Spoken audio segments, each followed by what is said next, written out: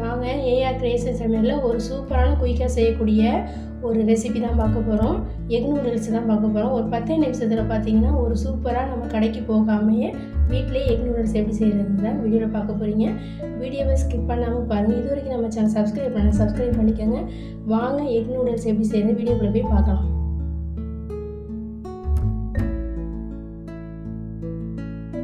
Stove on பண்ணி ஒரு வானொலி வச்சுருக்கேன். அதில் பார்த்தீங்கன்னா ஆயில் நம்ம சேர்த்துக்குவோம்.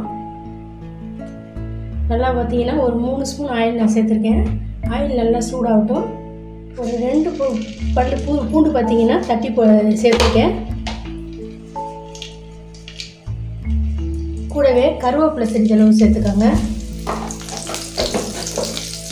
அந்த பூண்டோட ஃப்ளேவர் பார்த்தீங்கன்னா இந்த நூடுல்ஸ்க்கு ரொம்பவே நல்லாயிருக்கும்.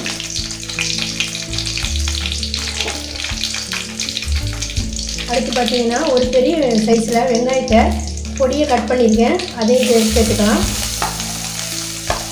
ரொம்ப ஈஸியாக நம்ம இந்த குயிக்காக இந்த நூடுல்ஸை செஞ்சிடலாங்க. குழந்தைங்களும் ரொம்பவும் விரும்பி சாப்பிடுவாங்க. கூடவே பார்த்தீங்கன்னா ஒரே ஒரு பச்சை மிளகாய் குட்டி குட்டியாக கட் பண்ணியிருக்கேன். அதையும் சேர்த்துக்கலாம். இப்போ எல்லாத்தையும் பார்த்தீங்கன்னா நல்லா வதக்கிக்கோங்க.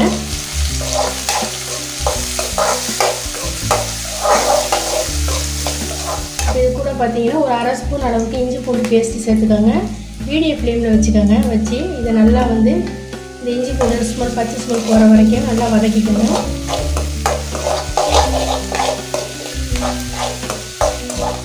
ஒரு பெரிய தக்காளியை பார்த்தீங்கன்னா கட் பண்ணி வச்சுருக்கதையும் சேர்த்துக்கலாம். தக்காளியும் நல்லா வதக்கிக்கோங்க.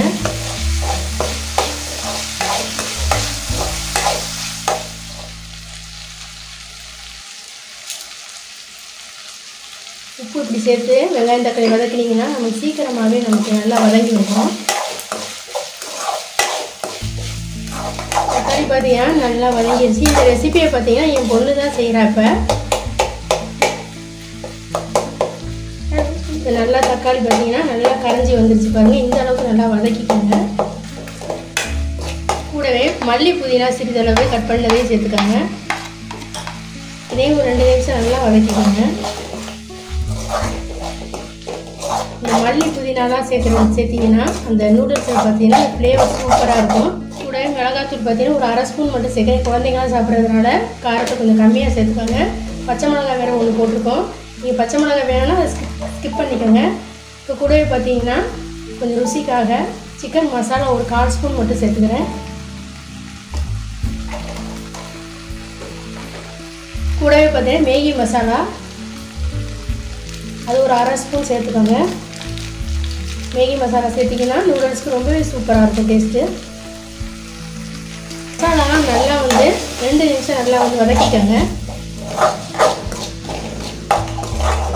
ஃபஸ்ட்டே பார்த்தீங்கன்னா நூடுல்ஸ் நல்லா நல்லா சுடுதண்ணியில் உப்பு 1 ஸ்பூன் ஆயில் சேர்த்து நல்லா வேக வச்சுட்டு அதை வடிகட்டி பச்சை தண்ணி சேர்த்து நல்லா இந்த அளவுக்கு நான் வேக வச்சு எடுத்து வச்சுருக்கேன். இப்படி பச்சை தண்ணி சேர்க்குறப்ப பார்த்தீங்கன்னா நல்லா உதிரியாக நமக்கு நல்லாயிருக்கும். இப்போ சிறிதளவு தண்ணி சேர்த்துக்கோங்க. ரொம்ப தண்ணி சேர்க்க வேணாம். அந்த மசாலாவோட பச்சை ஸ்மெல் போகிற வரைக்கும் கொஞ்சமாக ஒரு 1/4 ஸ்பூன் மட்டும் தண்ணி சேர்த்துக்கோங்க. இப்போ அடுப்பை மீடியம் ஃப்ளேமில் வச்சு ஒரு 5 நிமிஷம் அப்படியே மூடி போட்டுருங்க. இந்த ஸ்டேஜில் வேணும்னா நம்ம வெஜிடபிள்லாம் சேர்த்துக்கலாம். பீன்ஸு, கேரட்டு, காலிஃப்ளவர், பட்டாணி இதில் ரெண்டுமே சேர்த்துக்கலாம். அதே போல் எக்கு நீங்கள் சேர்க்குறதா இருந்தாலும் இந்த சமயத்தில் நீங்கள் எக்கை சேர்த்துக்கலாம். இப்போ மசாலா பார்த்தீங்கன்னா சூப்பராகவே எல்லாம் ஒன்று சேர்ந்து நல்லா சுண்டி வந்துட்டு பாருங்கள். நம்ம ஊற்றுன ஆயிலெலாம் நல்லா மேலே நிற்கிட்டு பாருங்கள். இந்த ஸ்டேஜில் தான் நம்ம நம்ம இந்த வெஜிடபிள் சேர்க்குறதா இருந்தாலும் சரி, முட்டை சேர்க்குறதா இருந்தாலும் இந்த ஸ்டேஜில் நம்ம சேர்த்துக்கணும். அது பொடியாக கட் பண்ணிக்கோங்க வெஜிடபிள் சேர்க்குறதா இருந்தால். இது கூடவே பார்த்தீங்கன்னா ஒரு முட்டையை உடச்சி இது கூட சேர்த்துக்கோங்க. அது ஓரத்தில் சேர்த்துக்கோங்க. ஏன்னா அந்த மசாலாவில் சேர்க்காம ஓரத்தில் சேர்த்திங்கன்னா கொஞ்சம் நமக்கு அந்த முட்டையோட அந்த சின்ன பீஸ் நமக்கு கிடைக்கும். அந்த முட்டைக்கு தேவையான மிளகுத்தூள் சிறிதளவு சேர்த்துக்கோங்க. அதுக்கு முட்டைக்கு தேவையான உப்புத்தூள் சிறிதளவு சேர்த்துக்கோங்க.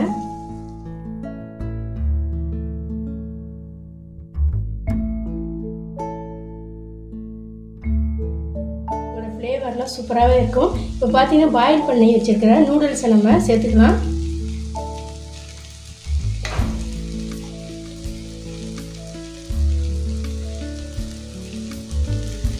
அடுப்பு பார்த்தீங்கன்னா மீடியம் ஃப்ளேமில் வச்சு தான் இப்போ சேர்க்குது. ஹை ஃப்ளேமில் வச்சிடாதீங்க. 10 நிமிஷத்தில் இந்த எக் நூடுல்ஸ் நம்ம செஞ்சிடலாம். கடையில் போய் நம்ம போய் சாப்பிட்ணுன்னு அவசியம் கிடையாது.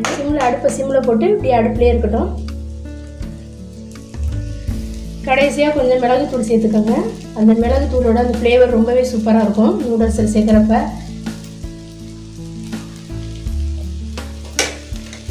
மிக்ஸ் பண்ணிக்கோங்க நல்லா. அப்புறம் பார்த்தீங்கன்னா எக் நூடுல்ஸு 10 நிமிஷத்தில் ரெடி பண்ணிட்டோம் பாருங்கள். அடுப்பு ஆஃப் பண்ணிடலாம்.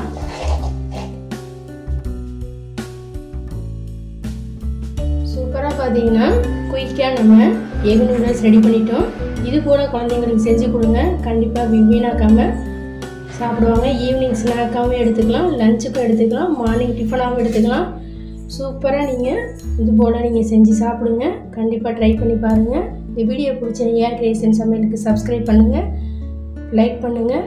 அடுத்த வீடியோவில் பார்க்கலாம். நன்றி, வணக்கம்.